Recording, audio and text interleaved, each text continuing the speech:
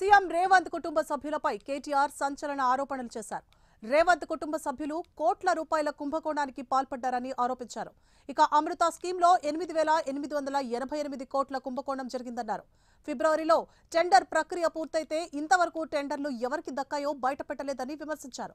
ఇక సీఎం రేవంత్ రెడ్డి ధోరణి బావమర్దికి అమృతం తెలంగాణ ప్రజలకు విషమిచ్చేలా ఉందని మండిపడ్డారు.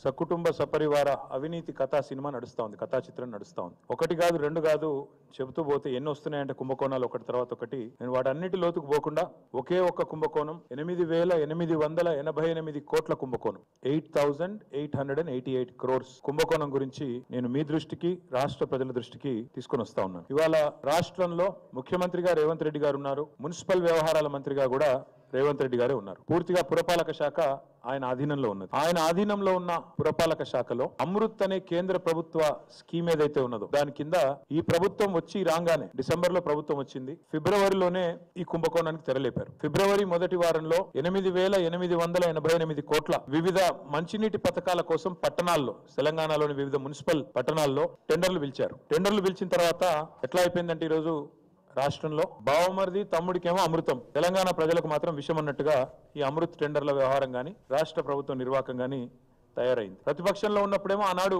కేసీఆర్ గారిని, మా గవర్నమెంట్ ని కుటుంబ పాలన అని నోటికొచ్చినట్టు దూషించిన రేవంత్ రెడ్డి ఇవాళ తెలంగాణ ప్రజలకు సమాధానం చెప్పాలి. రైట్. ఇక సీఎం రేవంత్ రెడ్డి పైన బీఆర్ఎస్ నేత సిరిసిల్ల ఎమ్మెల్యే కేటీఆర్ తీవ్ర ఆరోపణలు చేశారు. ఇదే అంశానికి సంబంధించి మరింత సమాచారాన్ని మా ప్రతినిధి చందు లైవ్ లో అందిస్తారు. చందు. సువర్ణ, కొద్దిసేపటి క్రితమే తెలంగాణ భవన్లో BRS party working president KTR CM Revanth రెడ్డిపై సంచలన ఆరోపణలు అయితే చేశారు. ముఖ్యంగా కేంద్ర ప్రభుత్వ సంబంధించినటువంటి మున్సిపల్ శాఖకు సంబంధించినటువంటి అమృత్ టెండర్లలో, పథకం సంబంధించిన టెండర్లలో అవకతవకలు జరిగిన భారీ కుంభకోణం జరిగిందంటూ కూడా ఆయన ఆరోపించారు.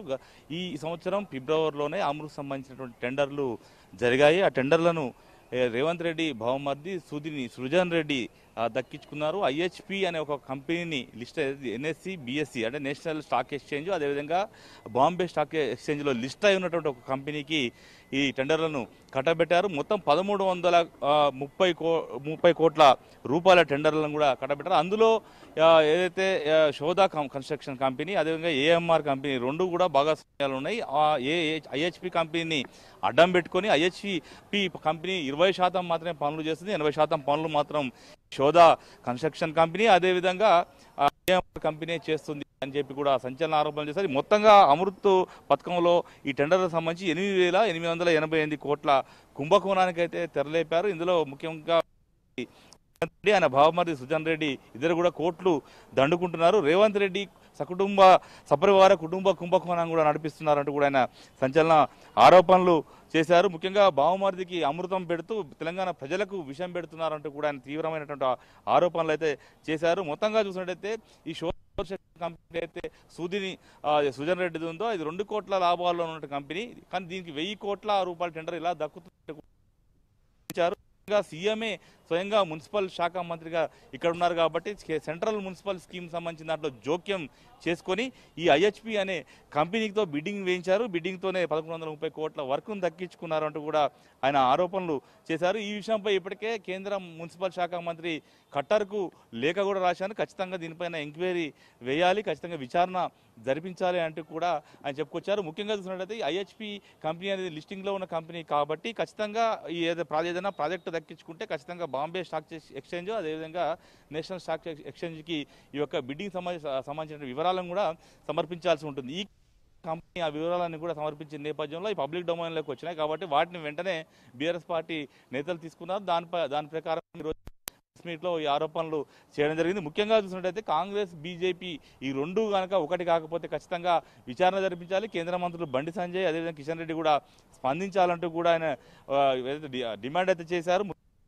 కూడా రద్దు చేసేలా కేంద్ర ప్రభుత్వం చొరవ తీసుకోవాలంటూ కూడా చేశారు. ఎందుకంటే ఇప్పటికే వీటికి సంబంధించి ఏదైతే సంబంధించి జీవోలు కావచ్చు, ప్రభుత్వ జీవోలు సంబంధించి కూడా వెబ్సైట్లో పెట్టకుండా దాస్తున్నారు. అసలు రేవంత్ రెడ్డి ఈ విషయాన్ని ఎందుకు దాచాల్సి వచ్చిందో సమాధానం చెప్పాలని కూడా ముఖ్యంగా ఏదైతే ప్రివెన్షన్ ఆఫ్ కరప్షన్ యాక్ట్ నుంచి, అది రాజీవ్ గాంధీ కాబట్టి దాని నుంచి రేవంత్ రెడ్డి తప్పించుకోలేడు, ఖచ్చితంగా దొరికిపోతాడు అని చెప్పారు. అదేవిధంగా చూసినట్టయితే కొడంగల్ లిఫ్ట్ ఇరిగేషన్ ప్రాజెక్టు సంబంధించి తన అనుకూల కంపెనీలు మెగా ఇంజనీరింగ్ ప్రాజెక్ట్, అదేవిధంగా ఇంకో రాఘవ కన్స్ట్రక్షన్, ఈ 2 కంపెనీలకు కూడా కట్టబెట్టారు. ఖచ్చితంగా ఇవన్నీ కూడా ఆధారాలతో బయటపెడతాం. ఇప్పుడు 4th సిటీ కూడా మొత్తం 4 బ్రదర్స్ రేవంత్ రెడ్డి తమ్ముళ్ళంతా కూడా పంచుకున్నారు.